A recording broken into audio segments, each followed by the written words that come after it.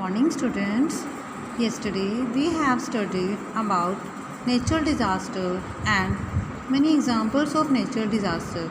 Today we will study about some disaster which were left yesterday. Yes, we will study about drought. Drought क्या होता है? When a region receives very little or no rainfall for a long period of time. जब किसी जगह पर या तो बहुत कम बारिश होती है या फिर बिल्कुल बारिश नहीं होती है काफ़ी लंबे टाइम तक, तो इसके कारण ड्रॉट हो जाता है. ड्रॉट का मतलब होता है सूखा, अकाल. It is the condition of extreme scarcity of water, food and fodder due to scanty rainfall.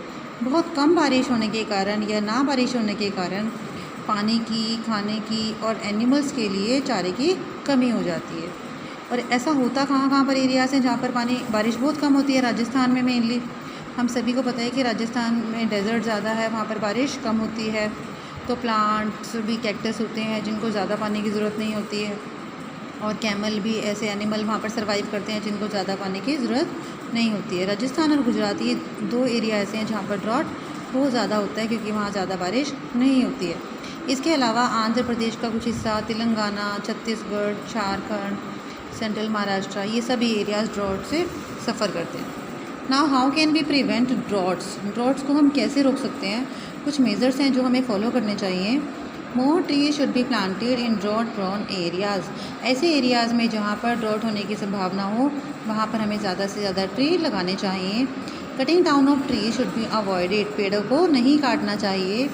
Second is the practice of rain water harvesting should be followed in areas where there is inadequate water. जहाँ पर water की कमी है वहाँ पर हमें rain water को save करना चाहिए. Drought resistant crops such as millets, maize and sorghum should be grown. इस तरह की क्रॉप्स हमें ग्रो करनी चाहिए जो ड्रॉट को रोकती है. Canal should be build to bring water from rivers to drought prone areas. Canals, छोटे छोटे तालाब बनाने चाहिए नदियों से पानी के लिए, ताकि ऐसी एमरजेंसी में यहाँ पर वाटर अवेलेबल कराया जा सके.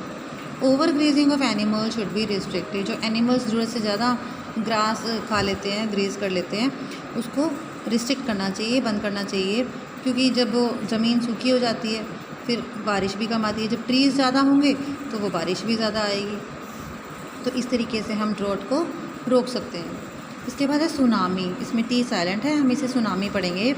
अ tsunami is a series of large and high waves caused by an earthquake or a volcanic eruption under the sea. Tsunami क्या है? जब बहुत ऊंची ऊंची बड़ी बड़ी वेव्स आ जाती हैं, लहरें आ जाती हैं. किसके कारण? अर्थक्वेक के कारण और वोल्केनो के कारण, समुद्र के नीचे. ये सुनामी कहाँ पर आती है? वाटर में, समुद्र में. बहुत ऊंची ऊंची लहरें होने लगती हैं, बहुत तेज़ तेज़, जैसे समुद्र में तूफान आता है, उसे हम सुनामी कहते हैं. This destructive wave is also called a tidal wave. इस वेव को हम और क्या कह सकते हैं? Tidal wave. As a tidal wave approaches the shore. जैसे ही टाइडल वेव किनारे पर पहुंचती है, it slows down but rises in height. ये स्लो तो हो जाती है पर ऊपर की तरफ बहुत ऊंची हाइट में हो जाती है. Tsunami wave can submerge an entire coastal area. ये पूरे एरिया को, कोस्टल एरिया कौन से होते हैं? जो समुद्र के किनारे होते हैं, पूरे एरिया को मिक्स कर सकती है, तबाही मचा देती है. In December 2004 Kerala, Puducherry and Tamil Nadu were hit by a tsunami. दिसंबर 2004 में इन एरियाज़ में सुनामी आई थी जिसके कारण लाइफ और प्रॉपर्टी को बहुत नुकसान हुआ था और बहुत सारे लोगों ने इसके दौरान अपनी जान भी खो दी थी. ऐसी आती है, देखिए सुनामी, इतनी ऊंची ऊंची लहरें आ जाती हैं किनारे पर. Major for safety. अब हम कैसे इससे बच सकते हैं? If a tsunami warning is sounded in coastal areas. अगर हमें पता लग जाता है कि कोस्टल एरिया में सुनामी आने वाली है, people living close to the sea और beach should move to higher ground.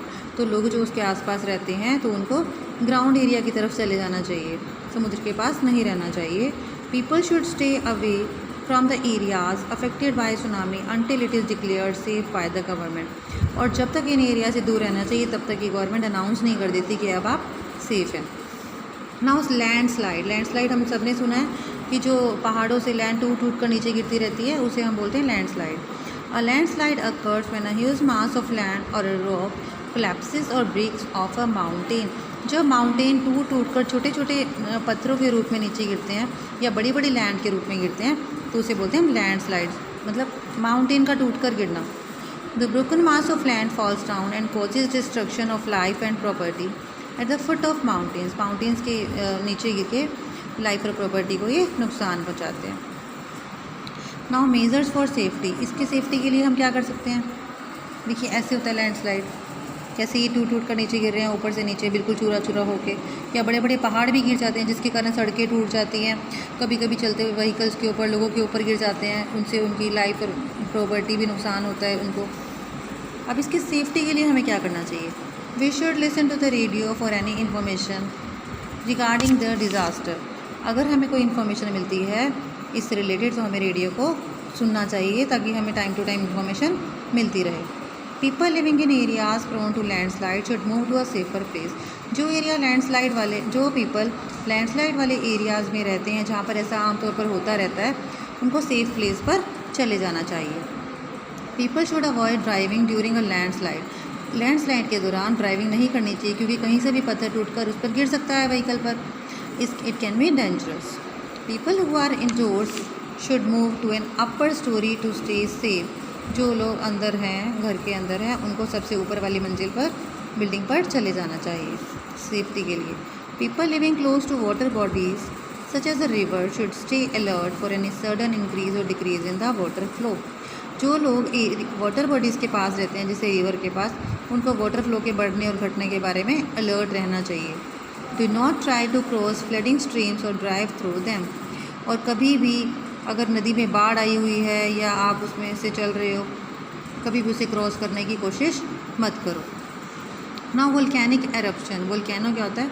ऐसा अक्सर माउंटेनियस एरियाज़ में होता है जहाँ पर वोल्केनो होता है. अ हिल और a mountain with an opening और a vent is called a volcano. इस डायग्राम में हम देख सकते हैं ये माउंटेन बना है, जब यहाँ से ये ओपन हो जाता है और इसके अंदर से बहुत सारा लावा मैग्मा निकलता है, जैसे गर्म आग निकलती है, हॉट मैग्मा, तो इसे हम बोलते हैं वोल्केनो. ये पूरा ज्वालामुखी होता है, पूरी इसमें मेल्ट जैसे फायर होती है ना, वैसी होती है लावा इसमें. इसकी ओपनिंग को हम बोलते हैं, यहाँ से जहाँ से ये स्टार्ट होता है, देखिए इस डायग्राम में हम देख सकते हैं ये जो लावा होता है, ये आग होती है पूरी एक तरह से मेल्ट. ये वाला पार्ट जो क्या है, लावा. इसके बाद ये जो यहाँ पर एरिया है इसे बोलते हैं वेंट. इसकी ओपनिंग जो एक कप की तरह होती है, ऐसी शेप होती है इसकी, तो इसे हम क्या बोलते हैं? क्रेटर. इसकी ओपनिंग को क्या बोलते हैं? क्रेटर. और इसमें से क्या निकलता है? हॉट गैसेस एंड ऐश. गर्म गैसेस निकलती हैं और राख निकलती है. बहुत गर्म होता है और इससे जितना भी दूर तक ये जाता है वो सारी रोड्स मेल्ट हो जाती हैं और जो जो चीज़ें बीच में आती रहती हैं वो सारी जल जाती हैं. The interior of earth contains gases and molten rock known as magma. हमारी अर्थ के अंदर इंटीरियर पार्ट में बहुत सारी गैसेज होती हैं और मोल्टन रॉक्स होती हैं, पिघली हुई रॉक्स होती हैं, पत्थर होते हैं, जिन्हें हम मैग्मा कहते हैं. When magma comes out of a volcano. जब मैग्मा वोल्केनो से बाहर आता है, it leads to a volcanic eruption. तो इसके कारण वोल्केनिक एरप्शन होता है. The hot molten magma matter that comes out of a volcano is called lava. जब ये पिघला हुआ जो मैटर है ये वोल्केनो से बाहर आ जाता है, इसे हम क्या बोलते हैं? Lava. It flows to the adjoining areas. ये सारा बह जाता है जहाँ आसपास के एरियाज़ में. And melts everything that comes in its path. और जो भी इसके रास्ते में चीज़ें आती हैं, चाहे वो ट्रीज़ हो, जंगल हो, सड़कें हो, सबको मेल्ट कर देता है, पिघला देता है. The lava cools down to form a bowl shape structure near the opening of the volcano. ये अब कहाँ पर ठंडा हो जाता है? वोल्केनो की ओपनिंग के पास. इसे बोलते हैं हम क्रेटर. जैसे मैंने आपको बताया था यहाँ पर, इसे बोलते हैं क्रेटर.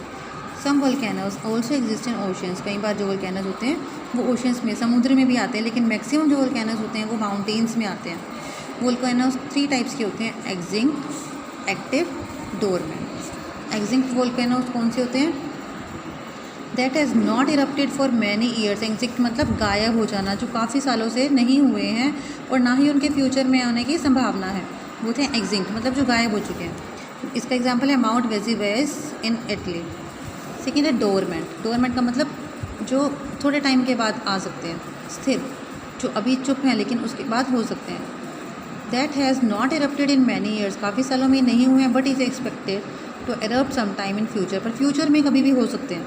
ये जो होते हैं वो बिल्कुल नहीं हो सकते, ये फ्यूचर में कभी भी हो सकते हैं. फॉर एग्जांपल माउंट मोना किया इन जापान. एक्टिव वोल्केनो जो हमेशा एक्टिव रहते हैं, दैट इरप्ट्स फ्रीक्वेंटली, बार बार होते रहते हैं. Example mount Etna in Italy, ये हमने याद रखना है। एक्सटिंक्ट जो बिल्कुल ख़त्म हो चुके हैं, डोरमेंट जो अभी नहीं हो रहे हैं लेकिन हो सकते हैं, और एक्टिव जो बार बार होते रहते हैं, फ्रीक्वेंटली एरप्ट होते रहते हैं, उसे हम बोलते हैं एक्टिव वोल्केनो। वोल्केनो की सेफ्टी के लिए हमें क्या करना चाहिए?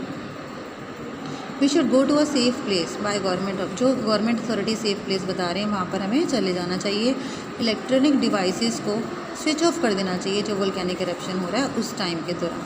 तो इस तरह से हमने इस चैप्टर में नेचुरल डिज़ास्टर्स के बारे में पढ़ा और उसकी सेफ्टी के बारे में पढ़ा। तो इन सारी चीज़ों को हमने एग्ज़ाम्स के लिए चैप्टर को थॉरली रीड करना है और इसकी एक्सरसाइज और क्वेश्चन आंसर्स को लर्न करना है। Thank you.